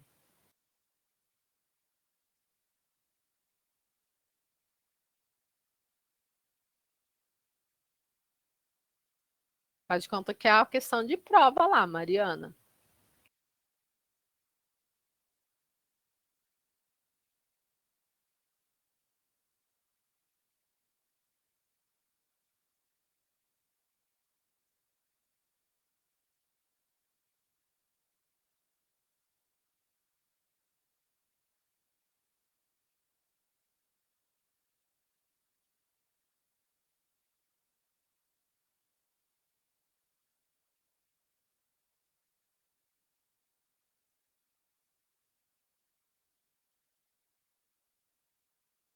Mais um minuto só, gente.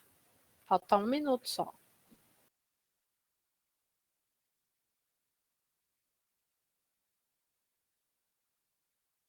Faz de conta que é questão de prova, hein? Vou falar, faz de conta que vale um ponto. Eu vou falar quem tirou um ponto, quem tirou meio.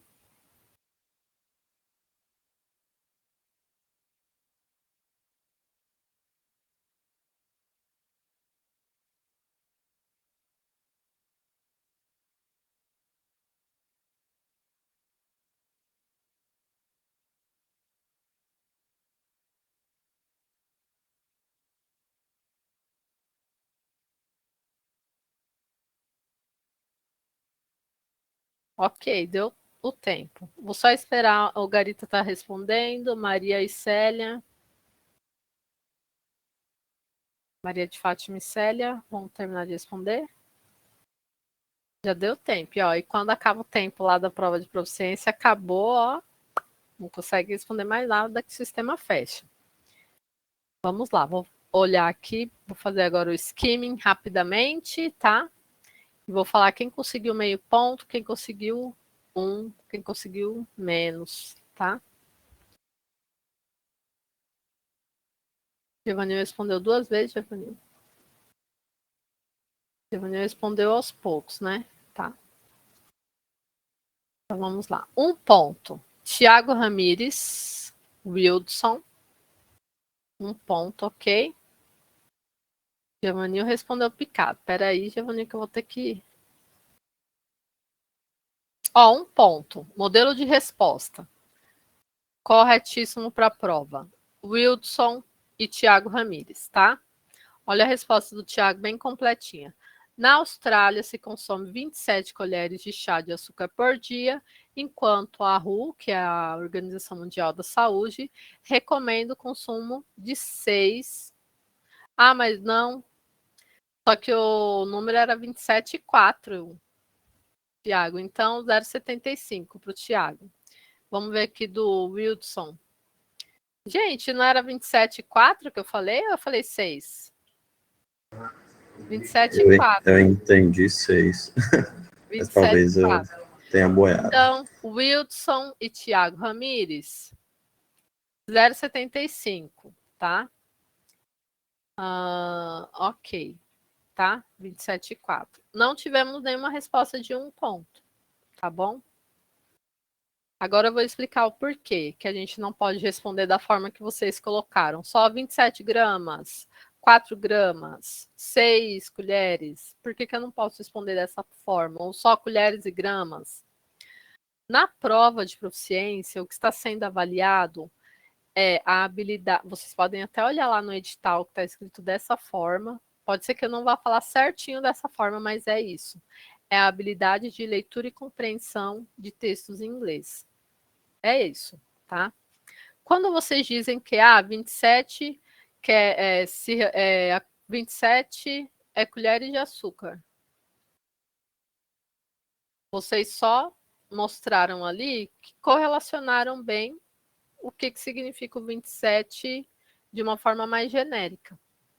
Só que só dizer que 27 é colheres de açúcar ou são 4 gramas de açúcar não vai dar informações exatas ou informações de um nível mais aprofundado de interpretação e de compreensão textual, tá bom? Qual o modelo de resposta que caberia se isso fosse uma questão de prova? 27, como o Hudson e o Thiago colocaram no comecinho. 27 é a média de colheres de chá de açúcar consumido na Austrália. Olha só, aqui tem. Ó. Você sabia que a média australiana, em média, os australianos consomem 27 colheres de chá do total de açúcar por dia? Então, 27 gramas se refere a quê? A média australiana de consumo de açúcar. 27 significa 27 colheres de chá, que indica a média de consumo de açúcar na Austrália, ou pelos australianos. Eu tenho que responder de uma forma bem detalhada, tá? Enquanto que a Organização Mundial da Saúde recomenda que sejam aproximadamente 6 colheres, sendo que cada colher é equivalente a 4 gramas de açúcar. Então, o número 27 é a média de colheres de açúcar consumidas pelos australianos. O número 4 indica uma colher, sendo que do que é recomendado pela Organização Mundial da Saúde é que sejam 6 colheres de açúcar no máximo, tá? Essa resposta tem que ser bem assim, bem detalhada, tá bom? Vamos para a atividade prática? Podemos ir? Sim? Vamos tentar fazer? Vamos ver qual. Ok. Quem tiver com o dicionário, pegue o dicionário, tá bom? Lembram que eu pedi falei na aula passada para vocês trazerem o dicionário já nas aulas, tá? E a gente já vai começar a fazer as atividades práticas. E é importante que vocês tenham o dicionário para já adquirir a habilidade, tá bom? A habilidade de procurar no dicionário, entender onde que eu acho isso, onde que eu acho aquilo. Quem tiver dificuldade com o uso de dicionário, pode me falar. Na verdade, para facilitar, vou colocar um vídeo lá no AVA explicando sobre o dicionário. Encontrou o dicionário na Calunga, do Shopping Estação, mas não encontrou as marcas indicadas. Encontrou na Janina Kelly, da Oxford. Muito bem. Encontrou no Bazar do Livro, muito bem. Micaelis, ótimo. Ok. A partir já da nossa próxima aula, na sexta nós teremos aula. Ninguém vai estar no trabalho, então ninguém pode falar que, olha, estou ocupado aqui atendendo. Estarão em casa e daí tentem, pelo menos na aula de sexta, arrumar um dicionário emprestado quem não tiver, tá bom? Melhor dicionário, Garita, eu falei na segunda, os melhores, os 3 melhores. O da Oxford, da Longman e o Michaelis, tá? O dicionário bilíngue dessas 3 editoras, Oxford, Longman, Michaelis, tá? Esses 3. Não a edição de bolso, tá bom? A edição de bolso é muito fininha. O dicionário prático, o dicionário escolar, tá? Scotini, olha, tem 60 mil verbetes. Scotini eu não conheço, mas tem 60 mil verbetes, é bom, é ótimo. É bastante. Eu achei legal, eu comparei com os outros que tinham, os outros eram mais esse de bolso lá, até tinha o da Michaelis, mas era de bolso também. Aí eu preferi ele, que tinha uma quantidade maior de palavras. Uhum. Ótimo. O nosso curso ele é muito rápido. Eu até queria que, por exemplo, essas aulas, a gente pudesse, ao invés de ter 2 semanas de aula assim, diretão, eu acho que seria mais proveitoso se nós tivéssemos aulas 3 vezes na semana, ou 3 semanas, 2 aulas por semana, que vocês teriam tempo para fazer as atividades, teriam tempo para absorver o conhecimento. Então, eu não consigo explicar muito sobre o uso do dicionário, tá? Quem tiver dificuldade com o uso do dicionário bilíngue, pode me chamar lá no WhatsApp, pode me chamar no particular, tá? Eu vou colocar um vídeo lá no AVA que fala sobre o dicionário bilíngue, porque nós temos algumas palavrinhas lá, ADJ, que é adjetivo, se um verbo é transitivo, direto, se ele é um verbo intransitivo, se aquele verbo é um verbo modal. Todas essas palavrinhas, elas ajudam muito no momento em que você fica em dúvida. Por exemplo, get, qualquer dicionário que vocês forem olhar, se vocês pegarem a palavra get, nós vamos encontrar um monte de significado, tá? E daí, pode ser que vocês fiquem perdidos na hora de escolher qual o melhor dos significados ali. Verdade, Kelly, a Janina entrega em casa. Então, vamos lá, olha só. Essa daqui foi uma prova, tá?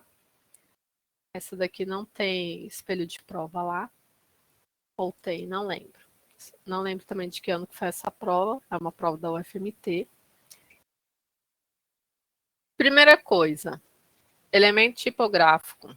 Vocês já sabem que aquela palavra lá, essas palavras em negrito aqui, são o título do texto. E o título, eles vão me indicar o tema, geralmente. Eles podem me ajudar a prever sobre o que é esse texto. Vou fazer uma pergunta. Primeiro, de que área vocês acham que é esse texto? Biologia? Ciências florestais. Ciências biológicas e agrárias. Não é da saúde, Vicente. Ciências biológicas e agrárias, tá bom? Muito bem. Onde foi realizada a pesquisa?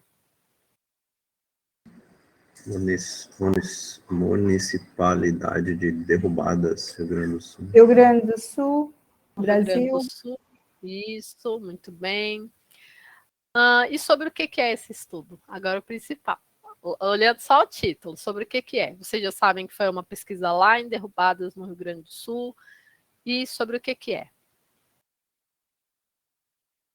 Diversidade. Pegando aqui, ó. Formigas? Formicida, uso de formicida, né? Formicida. Será que é formicida? Uso de formicida? Seria diversidade de formigas da espécie que formicidiae. Isso, exatamente. Diversidade de formigas. E esse Hymenoptera formicide é a espécie lá de formiga, tá bom? Não tem a ver com matar, com veneno. Não tem a ver com veneno. Não tem a ver. Não tem a ver, não. Então, vamos lá. Olha só. Primeira coisa que a gente faz agora, a partir de agora a gente vai fazer uma atividade prática. O que nós vamos fazer aqui é exatamente o que vocês devem fazer no dia da prova, tá bom? Então, quem puder, assim, presta atenção, pega uma caneta para anotar os passos, porque exatamente o que a gente fizer aqui é o que eu indico que vocês façam no dia da prova, para economizar tempo, para conseguir desenvolver a prova de uma forma muito mais tranquila do que simplesmente fazer de qualquer jeito, pela intuição. Infelizmente, provas, como vocês sabem, vocês são servidores públicos, passaram por um concurso público, vocês acabaram de participar de uma seleção. Prova exige preparação, exige técnica. E a prova de proficiência também. Ela exige uma preparação, exige uma técnica. Pode acontecer de uma pessoa que ter um inglês intermediário avançado e ela não se sair bem numa prova de proficiência porque ela não entendeu exatamente o que está sendo cobrado ali, tá? Esse preparatório é para que vocês entendam exatamente qual caminho seguir, como realizar e quais técnicas eu devo adotar para fazer a minha prova de uma forma mais adequada. Tá bom? Vamos lá, então. Já pelo título, sabemos do que se trata o texto. Aqui vocês já sabem que nós temos o abstract, ok? Vou correr meu texto, faz de conta que eu estou lá fazendo a prova, tá? Vou correr para verificar o tamanho do texto, né? É sempre bom ver o tamanho, tá, gente? Para ver se você fica tranquilo ou se você estressa. Bom, aqui, olha só, lembra que eu disse que nem todas as provas eu tenho essa divisão? Aqui eu já sei que tem. Olha só, um subtítulo aqui, materiais e métodos. Então, eu sei que nessa prova eu tenho uma seção que vai falar só sobre materiais e métodos. Ok? Sampling, vocês sabem o que significa? Não. Não? Amostra, muito bem. Amostras, então, olha só. Aqui está falando das amostras. Provavelmente vai falar de como foi esse experimento, de como que eles fizeram, como foi feita a coleta das formigas e tudo mais. E aqui eu tenho as questões, ok? Ótimo. Vimos todas as seções do artigo. Vou fazer uma pergunta para vocês. Aqui nesse texto, eu tenho a seção resultados. Vocês correram junto comigo o texto, tá? Não tem a seção resultados, Thaís. Muito bem. Não vou descer aqui ainda para as perguntas, porque eu quero fazer outra pergunta.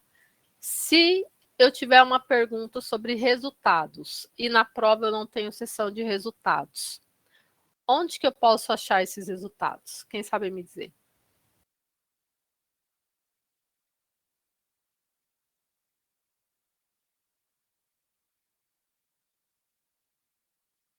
Tá, nós tivemos aqui 3 respostas diferentes. 4. Giovanni diz, vamos ter que identificar os resultados. Antônio, no resumo. Maria de Fátima, na conclusão. Kelly, na discussão. Eliette, considerações finais. Giovanni, depois da discussão. Ok.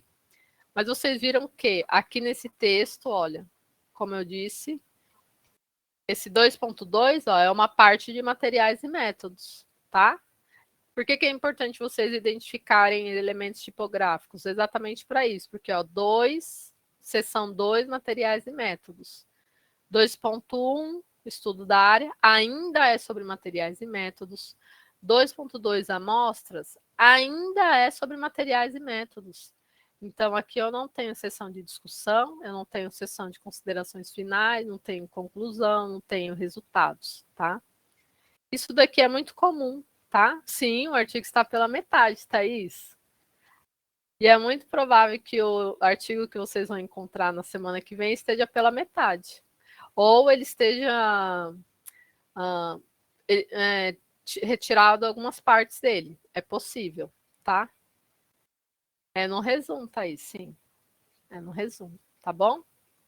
Ou pode ser que tenha também aqui, ó, no final da introdução, por incrível que pareça, tá? Pode ser. Mas vamos com calma, tá? Vamos com calma. Pode ser que esteja aqui no final da introdução. Por que eu quis fazer isso daqui com vocês? Um artigo científico, muitas vezes ele tem de 10, ele pode ter de 10 a 20 páginas, em média, tá? Artigo científico tem de 10 a 20 páginas. Abaixo de 10, resumo expandido, tá? Dificilmente você vai ter um artigo científico publicado numa revista científica internacional de 5 páginas. Se ele tem 5 páginas, ele é um resumo expandido, quase. E a prova não tem condições deles colocarem na prova um artigo de 10 páginas, tá? Não vai ter um artigo completo. Então, o que geralmente acontece na prova da UFMT? Eles podem colocar um artigo pela metade, como é o caso desse daqui, em que eu não tenho a discussão teórica, não tenho o resultado, não tenho conclusão final, as considerações finais. Ou eu posso ter o artigo com todas essas partes, mas com trechos retirados. Dificilmente vocês vão encontrar na prova da UFMT o texto completo, tá bom? A menos que seja um resumo expandido. Ok? Então, vamos lá. Já vimos aqui as sessões. Quem assustou, já relaxou, já sabe que é ok ter texto pela metade e que é bom que seja assim, porque imagina você fazer prova com um artigo de 10, 15, 20 páginas, ninguém merece. A prova não ia ter duração de 3 horas, né? Seria de 3 dias de prova, pelo menos. Então, vamos lá, olha só. Primeira questão. Qual o objetivo do artigo? Questão 1, né? Questão 1A. Qual o objetivo do artigo? B. Qual a contribuição do resultado do estudo? Olha a diferença que faz a gente se preparar para a prova. A uma pessoa que talvez que não tivesse uma preparação, ela ia procurar a seção de resultado, que não existe nessa prova, tá? O Antônio acertou muito bem que a gente vai procurar o resultado lá no resumo. E o objetivo? Onde que eu posso achar o objetivo?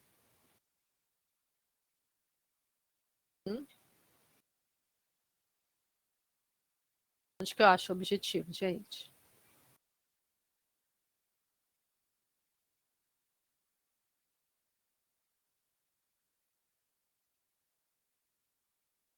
Introdução e resumo. No resumo, no resumo. Introdução. Vamos lá. Outra coisa. Quem já anotou aí que a prova, geralmente, o texto, ele não está completo, anota também que as questões, geralmente, eu vou colocar geralmente, que vamos considerar 70%, tá? Em 70% das vezes, as questões, elas seguem a sequência do texto. Então, se o resultado, eu já sei que não está em nenhuma outra seção aqui, vai estar lá no abstract, provavelmente o objetivo também e antes do resultado. Então, se a questão 1A é o objetivo, eu vou primeiro procurar o objetivo e depois vai estar o resultado. Esse é um padrão que as provas vêm seguindo há algum tempo. Pode ser que eu tenha que ficar indo e voltando? Sim, a gente vai ver na semana que vem uma prova em que a gente vai e volta, e isso e aquilo, mas é menos comum isso, tá bom? Vamos lá, nós temos 10 minutinhos para achar o objetivo e o resultado lá no abstract, tá bom?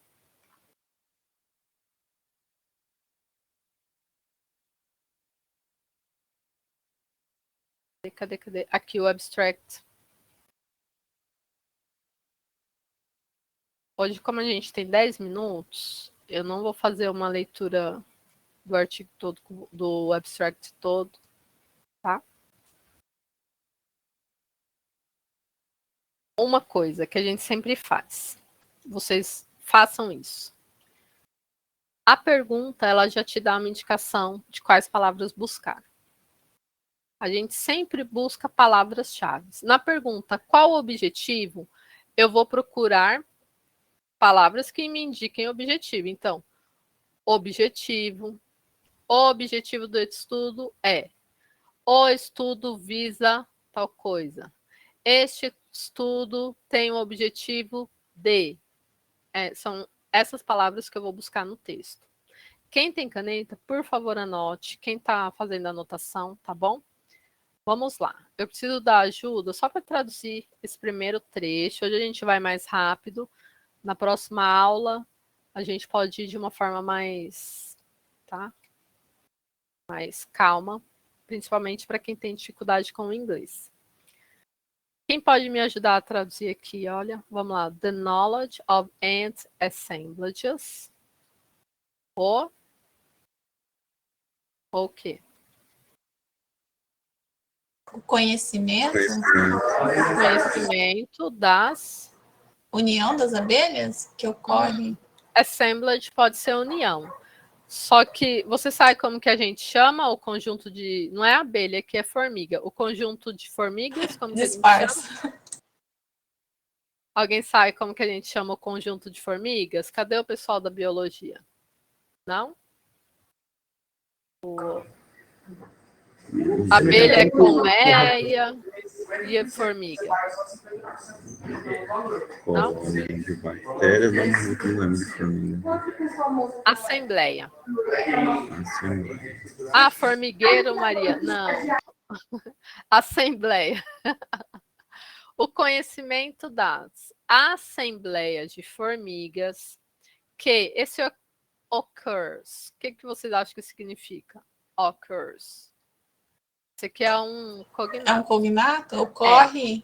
Ocorre. Isso, ó. O conhecimento das assembleias de formiga que ocorrem em áreas de unidades de conservação da floresta atlântica. Exatamente. No domínio da floresta atlântica é uma prioridade. Considerando o número de espécies endêmicas e os impactos que isto está fazendo no bioma, está sofrendo. Peraí. Isso. E os impactos que este bioma tem sofrido. Has been suffering tem sofrido. Então, considerando os números das espécies endêmicas e os impactos que este bioma tem sofrido, ok? Agora aqui, ó. The aim of this study was. Alguém sabe me dizer o que é esse the aim of? Eu não sei, mas eu estava achando que ele teria a ver com o objetivo, que este estudo tem como avaliar a assembleia de formigas. Exato. No parque Estado Turvo. Achamos o objetivo, gente? Sim ou não? Sim. Sim, já temos a primeira questão, ok? Achamos. Anotem essa construção. Am, the aim of. Isso daqui, quando vocês verem isso daqui no artigo, é o objetivo, tá bom? Sabe eu acho que eu vou tentar, não vou prometer, mas eu vou tentar construir um mapa mental. Por exemplo, objetivo. Quais são as palavras, as expressões que vão me indicar o objetivo? Essa daqui é uma delas. The aim of. Façam vocês o mapa mental de vocês. Objetivo. The aim of. The objective is. O objetivo é. It aims to. Ao invés de the aim of, eu posso também colocar, ó. It aims to. Vou tentar fazer, tá, Maria de Fátima? It aims to. It aims to. Isso objetiva tal coisa. Este estudo objetiva. This study aims, nanana, objetiva, tal coisa. Quando vocês têm essa estrutura, é o objetivo do artigo, tá? Por que eu digo que para fazer essa prova precisa de técnica e de conhecimento dessas estruturas? Você não precisa ler tudo. Você pode buscar palavras-chave para resolver muitas das questões, tá? A primeira questão a gente já tem. É exatamente isso daqui. The aim of the study was to evaluate ant-assemblages in the Turvo State Park. A tradução é o mais difícil. Se você conseguir achar, o dicionário te ajuda a traduzir, tá? Então, ó, o objetivo desse estudo foi avaliar, evaluate é avaliar, as assembleias de formiga, onde? Eu tenho aqui um grupo de 3 palavras. A gente vai lá para a última e volta, lembra? Então, assembleias de formigas no parque Estado Turvo. Não existe Estado Turvo. Mas eu posso falar parque estadual do Turvo. tá? A gente sempre traduz de forma que faça sentido. A gente já sabe que é um estudo que foi feito no Brasil. Não existe estado turvo, mas parque estadual, ok, né? Então, parque estadual turvo. O turvo é o nome do parque, tá? E aqui eu tenho a explicação do que é esse parque, que é a maior unidade de conservação no estado do Rio Grande do Sul e apresenta um papel importante na proteção da biodiversidade, tá bom? Aqui eu já tenho, então, a minha primeira. Não vamos responder, mas eu quero só que vocês, como eu disse, é muito comum a prova seguir uma sequência. A gente já achou a A, tá? A B era sobre os resultados. Gente, não adianta você ler lá em cima. Você já sabe que tá para baixo, tá bom? Não, esquece o que a gente já respondeu ali para cima, não vai voltar aqui lá de cima. Agora é daqui para baixo, a vida segue adiante a partir daqui.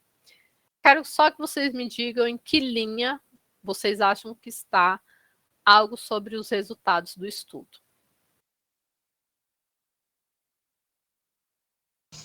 Logo abaixo do CS é igual a 11. É na quarta, de baixo para cima, né? The results of the study. Exatamente. Ó, 1, 2, 3, 4. Aqui, ó. The results of this study. Ok? The results of this study. Os resultados deste estudo. Ok? A gente precisou ler todo. 3 linhas acima também começa lá, The results. O resultado indica. Aqui Isso. também. Então, aqui, ó. Ok? Ali já tá as palavras-chave. Os resultados indicam que. Tananana. Eu não vou responder, que isso daqui vai ficar de tarefa para vocês, tá bom? Como eu não sei se sexta estarão todos, espero que sim, mas já vou deixar uma tarefa, tá bom? Vai ter essa tarefa e mais uma para o fim de semana. Vou deixar esse aqui de tarefa para hoje, para vocês responderem no fórum. Vou abrir um fórum só para vocês responderem. Vocês já sabem onde está a primeira, mas eu quero ver como está a produção de resposta, tá? A A e a B, tá? Lá no fórum, no AVA, vocês vão responder A e a B para treinar a produção de resposta. Não pode ser resposta igual vocês responderam aquela outra, só colocando 27 gramas, 4 colheres, tá bom? 4 fases da Lua, não. Não é 4 fases da Lua, é a Lua tem estado crescente, que é quando ela está assim assado. A lua nova, que é quando está assim assado. A lua cheia, quando o lobisomem canta à meia-noite, ok? É com detalhe. Não pode ser só 4 fases lunares. Tudo com muitos detalhes. Então, já temos aqui. Essa tradução desse trecho, a produção de resposta, eu vou deixar de tarefa para vocês. Na sexta, a gente volta nesse texto. E as nossas próximas 4 aulas, sexta, segunda, quarta e sexta, serão aulas mais produtivas do que de explicação. Então, estejam aqui com canetinha para anotar. Esse texto, eu vou colocar ele dentro do fórum, tá bom, Kelly? Vou colocar agora já, para facilitar. Professor, ele está naquele... Desculpa, eu perdi essa questão da aula de sexta aí. Não seria amanhã a próxima aula, dia 14? Não, é segunda, quarta e sexta. Segunda, quarta e sexta, é na sexta a aula. O Emerson mudou algo? Tá no grupo que eles montaram, né? As datas tá 11, 13, 14. Eu acredito que eles colocaram 14 porque 15 é feriado. E aí 18, Gente, não me 20, avisaram. 22. Eu também estava olhando aqui. 11, 13, 14? É. Isso. Então, nossa aula é amanhã. Eu só vou conferir lá no AVA, então. É que eles tinham passado segunda, quarta e sexta essa semana e na outra. Mas tudo bem, então amanhã estaremos aqui. Então, vocês têm menos tempo. Só hoje à noite para já responder essa daqui lá no fórum. Já vou abrir o fórum agora. Respondam, pratiquem, tá? A prova já é daqui a poucos dias e temos poucas aulas até lá. As nossas próximas 4 aulas serão bem práticas. Estejam com o dicionário de vocês, com papel para anotar. Eu vou construir o mapa mental e à medida que a gente for vendo outras palavras que indiquem também onde eu acho o resultado, estruturas que me indiquem resultado, discussão, a gente vai construindo também lá no mapa, tá bom? É isso. Alguém tem alguma dúvida sobre a aula hoje? Alguma dúvida sobre o conteúdo? Qualquer coisa que seja? Alguma... Ou também se está indo muito rápido, muito devagar, muito enfadonho. Tem que falar agora, porque a gente só tem mais 4 aulas para encerrar. Eu acho que a metodologia está muito boa, professor. Acho que está numa boa velocidade aí. Para mim também tá bom. Ok, ótimo. Então, muito bem. Amanhã nos vemos, tá bom? Graças a Deus, hoje o Big Blue Button funcionou certinho. Vocês preferem... Não sei amanhã se o Meet vai funcionar ou não. Mas hoje ficou ok para todo mundo aqui, né?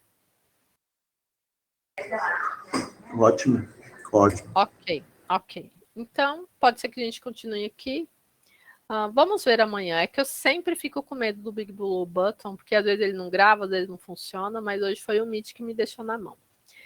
Mas então é isso, gente. Desejo para você não assistir a primeira aula, queria tirar uma dúvida. A resposta deve ser em... Oh, William, resposta sempre em português, tá bom? A prova de proficiência, as perguntas e as respostas são em português, tá?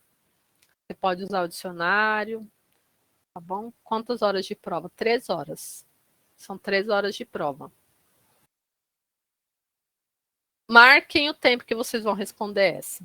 Por mais que a gente já tenha achado aqui a resposta, marquem o tempo que vocês demoram para produzir uma resposta, tá bom? Pode parecer que 3 horas é muito tempo, mas não é, tá?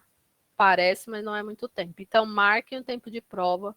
Vocês têm pouco tempo para tentar bater recordes aí, então é importante vocês já terem essa noção de como está o tempo de prova de vocês. Tá bom, gente? Tem tempo mínimo, sabe? Tempo mínimo, eu acho que é 1 hora. Pelo menos no presencial era 1 hora. Agora no online eu não sei qual que é o tempo mínimo. No presencial era 1 hora, só depois de 1 hora que a pessoa poderia sair. Agora no online eu não tenho certeza. Provavelmente tem sim um tempo mínimo. Tá? É isso, gente. Terminou nossa aula. Desejo uma boa tarde para vocês, uma boa noite e nos vemos amanhã. Tá bom? Amanhã. Tchau. Até amanhã. Tchau, tchau.